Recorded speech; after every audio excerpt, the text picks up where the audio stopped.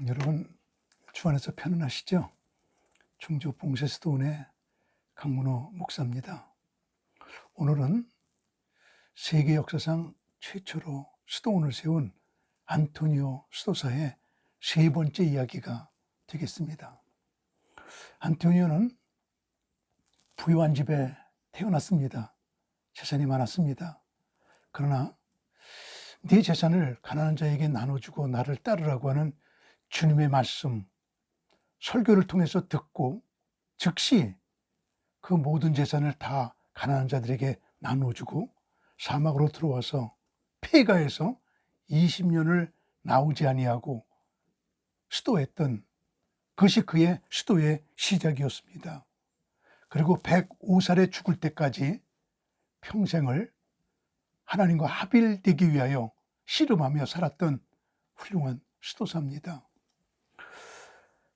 그가 사막에서 살 때 하루도 빠지지 않고 사탄과 영적 싸움을 하게 됩니다. 사탄은 두 가지 모습으로 나타났습니다. 하나는 방해꾼으로, 또 하나는 반대로 광명한 천사로 나타납니다. 금식할 때는 빵을 들고 와가지고 수고 그만해요. 육신이 약해져요. 몸을 건강하게 하면서 수도해야 돼요. 이 빵 먹어요.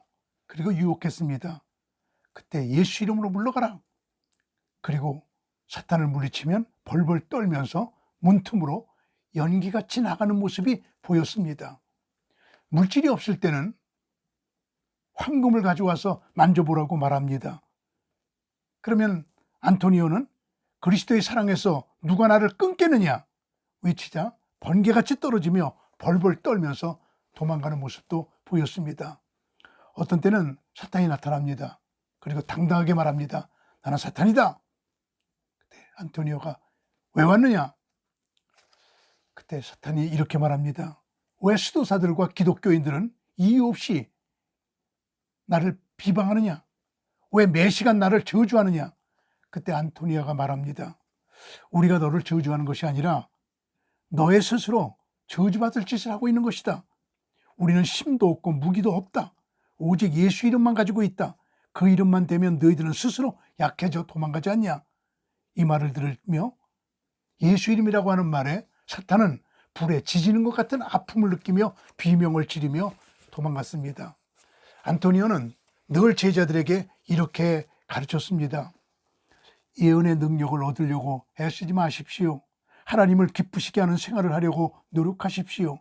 금욕 생활이나 수도 생활의 대가로 예언의 능력을 달라고 요구하지도 마십시오. 사탄을 이기는데 동력자가 되어달라고 주님께 간구하십시오. 장래일을 알려면 우리의 오성이 깨끗해야 합니다. 깨끗한 영성을 지니면 사탄보다 더 멀리 볼 수 있습니다. 주님은 우리에게 그런 능력을 주실 수 있기 때문입니다. 장래일을 계시하여 주시겠다고 약속하였기 때문입니다.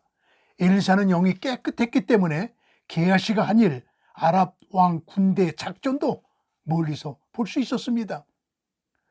밤중에 사탄이 와서 자기들이 천사라고 말해도 믿으면 안 됩니다. 사탄이 와서 수도 생활이 깨끗하다고 칭찬해도 흔들리며 좋아하지 말아야 합니다. 유혹입니다. 사실은 사탄은 겁쟁이들입니다. 항상 사탄을 무시해야 합니다. 십자가를 지닌 사람은 갑옷을 입은 사람이기 때문에 누구도 공격할 수 없습니다. 하나님이 허락하시면 우리는 쉽게 영을 분별할 수 있습니다. 속지 않을 수 있습니다. 아무리 거룩하게 보이는 환상이라도 악한 것임을 금방 알 수 있는 능력을 주님은 주십니다. 사탄이 와서 유혹하여도 주님만 바라보면 동요되지 않을 수 있습니다. 대신에 참 천사를 만나면 두려워할 필요가 없습니다. 목자들에게 마리아가 나타나서 두려워 말라 라고 말했습니다. 악령은 나타나서 두렵게 합니다. 마치 강도가 나타나면 무섭게 하는 것과 같습니다. 다루기 힘든 청년 성격처럼 사탄은 난폭합니다. 수도사들로 하여금 낙담하게 합니다. 냉담하고 슬프게 합니다. 성품을 변덕스럽게 합니다. 덕을 멸시하고 악을 갈망하게 합니다. 그러나 성령은 자신감을 줍니다. 힘을 소생시켜 줍니다. 평온하게 합니다. 용감하게 행동하게 합니다. 그래서 아브라함은 하나님을 보고 기뻐하였습니다. 모세는 하나님을 만나고 용감해졌습니다. 다니엘은 하나님을 만나고 담대해졌습니다. 마리아도 하나님의 음성을 듣고 기뻐하였습니다. 죽음이 두려워진다면 사탄이 하는 짓입니다. 사탄은 나타나서 두려움을 주고 또 줍니다. 영혼의 두려움이 있다면 사탄이 임재했다는 증거입니다. 가브리엘 천사가 나타나면 기쁨을 줍니다. 소망을 선물로 줍니다. 사탄은 자기에게 경배하고 절하라고 합니다. 그러면 모든 것을 주겠다고 하지만 거짓말입니다. 다 빼앗으려고 하는 술책입니다. 그래서 우리 주님은 사탄이 나타나면 물러가라고 외치셨습니다. 주 너의 하나님만 경배하겠다고 단호하게 거절했습니다. 그래서 우리는 대드는 자들에게 대들어야 하고 교활한 자들을 멸시해야 합니다. 우리는 귀신을 몰아낸 것을 자랑하지 말아야 합니다. 병 고친 것에 교만하지 말아야 합니다. 사탄을 물리치고 놀라지 말아야 합니다. 반대로 사탄을 쫓지 못한 사람을 멸시하지도 말아야 합니다. 기적은 우리가 행하는 것이 아니라 주님이 행하시는 것이기 때문입니다. 그래서 주님은 귀신들이 너에게 항복한 것으로 기뻐하지 말고 하늘나라에 너의 이름이 기록된 것으로 기뻐하라고 말씀하셨습니다. 사탄을 쫓는 것은 주님의 선물이고 하늘나라에 이름이 기록되는 것은 하나님의 식구가 되었다는 증거입니다. 주의 이름으로 귀신을 쫓아내지 않는 이들도 있습니다. 예수님은 이런 자들에게 내가 너희를 도무지 알지 못한다고 말씀하셨습니다. 우리가 사탄을 두려워하면 그들은 즉각 공격하기 시작합니다. 겁에 질린 모습을 보면 방어할 수 없는 장소를 찾아냅니다. 그리고 맹공격합니다. 욥은 사탄에게 당당하였기에 사탄은 욥을 이기지 못하고 도망쳤습니다. 그러나 유다는 그런 사실을 몰랐기에 사탄이 그를 사로잡았습니다.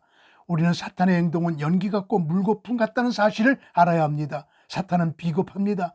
그리고 항상 자기를 위하여 예비되어 있는 불을 기다리고 있습니다. 수도에서 가장 중요한 것은 사탄을 이기는 것입니다.